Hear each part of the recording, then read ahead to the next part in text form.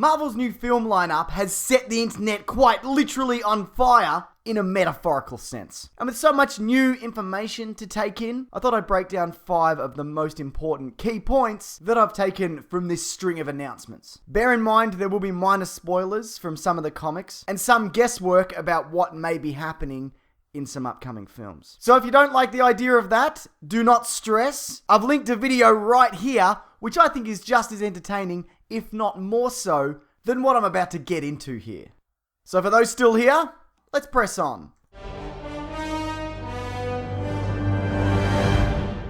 Since most of the Marvel films have focused on muscular white guys, the closest thing to diversity that we've had in a solo movie is the Incredible Hulk. And even then, he's simply like a giant green man, which is not a race of people, as far as I know, who then shrinks back into the whitest man alive. So wisely, the introduction of both Captain Marvel, the other one, and Black Panther goes a long way to balance out the universe. The same way that the announcement of a Wonder Woman and Cyborg movie did for DC. Clearly, these are characters that people have been wanting to see for a very long time. So full credit to Marvel for branching out and also giving fans what they want. Oh, except for that Black Widow solo movie. Yeah, we're never seeing that. At this point in time, we're still short on a number of actors that will be needed for key roles. The actor for Black Panther was announced, great choice by the way, but we're still in the dark about Doctor Strange, despite Sherlock Cumberbatch being heavily rumoured, plus Captain Marvel and the Inhumans, who Vin Diesel is actually rumoured to be involved in. That's not to mention any secondary characters that we'll be seeing along the way. So a lot of names still to be announced. Watch this space. Watch it. Watch it. Keep watching the space.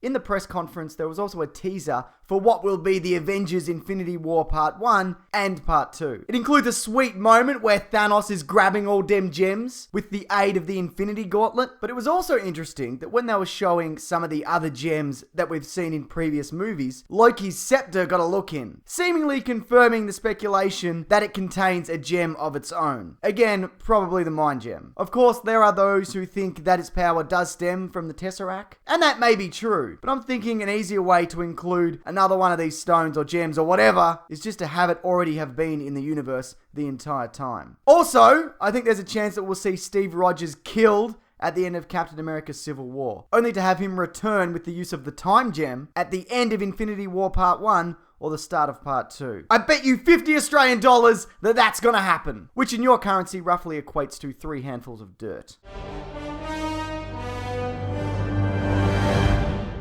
As I mentioned in this video here, the focus of Captain America Civil War doesn't specifically have to be on heroes taking off their masks. The other aspect of the story is superheroes being forced to register with the government in order to keep superheroing, which is exactly what Kevin Feige confirmed. Besides, in the comics, the only hero to publicly reveal their identity was Peter Parker, who probably won't be appearing, as Kevin Feige was also quoted as saying, anything that wasn't specifically and obviously revealed today is either not true at all or still rumor until it's worked out. So it's evident that there may be room to squeeze him in the future, but I don't see why they would. They've already built up the key players anyways. So why water down what is essentially going to be a Captain America and Iron Man film with Spider-Man, a character that's cinematically fallen out of favor in recent years? Sadly, doesn't look like we'll be getting another Hulk solo movie, despite Mark Ruffalo being contracted to 6 Marvel movies in total. But what this does mean, as again confirmed by Kevin Feige, is that we'll most likely be seeing him in movies in the lead up to the Avengers Infinity War. So whether that be him being possibly shot into space at the end of Age of Ultron as part of some weird exile, which could possibly lead to a Guardians crossover or something, well that all remains to be seen. You know, now that I think about it, maybe we'll just be getting Bruce Banner counseling cameos in post-credit scenes in all the movies. You know, like we got in Iron Man 3. See, that's what the fans want. Thanks everyone, and don't forget new videos here every Thursday and Sunday. In the meantime though, why not check out my podcast, The Weekly Planet. Last week's episode, we looked at all things Age of Ultron in relation to the trailer release, plus a whole bunch of other stuff. I'll link that below in case you care about that. Also, some of the key ideas from this video cross over with an article by writer Josh Wilding. It's a really great read. I suggest you check it out, which is why I have also linked that below. But which part of Marvel's announcement